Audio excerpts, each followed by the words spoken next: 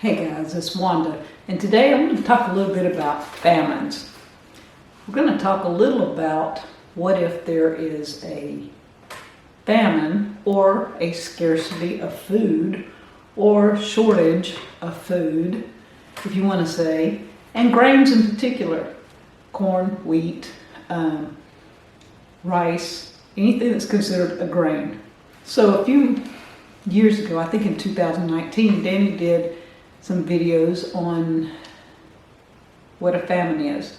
They're on Patreon, they're on YouTube, on Deepsouth Homestead, and they're on our podcast. So if you want to know a little bit more about famines and what can bring them on, go check those out. But we're going to do a what if type thing today. What if there was a famine or a food shortage of grains? I thought about this and I wrote some things down because it really was shocking how much we depend on grain. And this has been throughout the world. Every generation since the beginning of time has depended on grain of some sort, whether it's corn or wheat or whatever. Now, it doesn't mean there's not going to be any. It just means there's a shortage of. And in these days, people don't want to hear this word ration. They said, I don't think they'll ration us. They already have. Go to the store and it says limit 1, limit 2 per customer. The word limit is simply rationing you to what they want you to have. So these are buzzwords in today's society. They don't want to use the word famine. They don't want to use the word ration. So they say food shortages and limit 1 per customer. Back in the Bible days, Joseph stored up grain. It didn't say anything about him storing up any other type of food, but it said he stored up grain. The King James Version, I think, says corn. And I went back and looked at the Hebrew, and it said something like break up. The word in Hebrew meant broken up in little pieces, which could have been any type of grain broken up into tiny pieces like cornmeal or something like that, or flour, wheat broken up into flour. So he stored this stuff up. And when we think of a famine, as I was coming up, I thought people had no food. But Jacob, Joseph's father, sent his brothers several times to buy the grain that he had stored up. And the last time, the Bible tells us he sent honey, fruit, spices, and nuts. It meant they had these things. They just didn't have grain. So let's talk a little bit about what would you eat if there was a grain shortage, a famine of grain, or whatever you want to call it. Now let's start with breakfast. Many of you grab a box of cereal, feed your kids, whatever. Most all your cereals are some type of grain. Just mark that off. No cereal. You got your Pop-Tarts. Nope. You can't do toast, bagels, biscuits. All that's gone. Cream of wheat, oatmeal. You realize all those are grains. Most of your breakfast bars have some sort of oats, wheat, corn, something in them. What about you guys that stop by the donut shop on your way to work and grab a donut? Not happening. What's left? Eggs, meat, maybe some orange juice, an apple, a few nuts, the good stuff, the stuff that's good for you, right? Okay, so breakfast. We've realized there's not going to be a whole lot of breakfast items, even hash browns and stuff. Did you realize they mix some flour in your hash browns to hold it together? They do an egg and flour, and I don't even know in the factories what they do, but I would put eggs and flour in mine if I was making it from scratch. But it knocks out a lot of your options for breakfast. Let's move on to snacks. Most people grab a snack a couple of times a day, sometimes 2-3 times a day. No cookies, no cakes, no pies, no puddings. Let's see, popcorn? Not happening. What if you went to candy bar? You know, most of them have corn syrup in them. And most of your snack bars have wheat as a filler. Or some type of corn syrup. Everything, corn syrup, wheat, everything's in, has it in it. Your snacks just went down to almost nothing. I mean, fruit and nuts, maybe? So what about dinner and supper? Or lunch and dinner? Or whichever way you want to do it. But here's dinner and supper.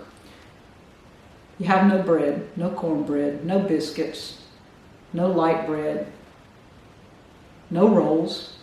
All that just went out the window.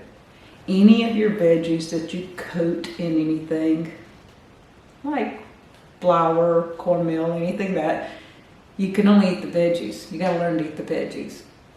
What about meat? Better learn how to cook meat without frying it in a batter. Because the batter's got either something, flour, cornmeal, something in it.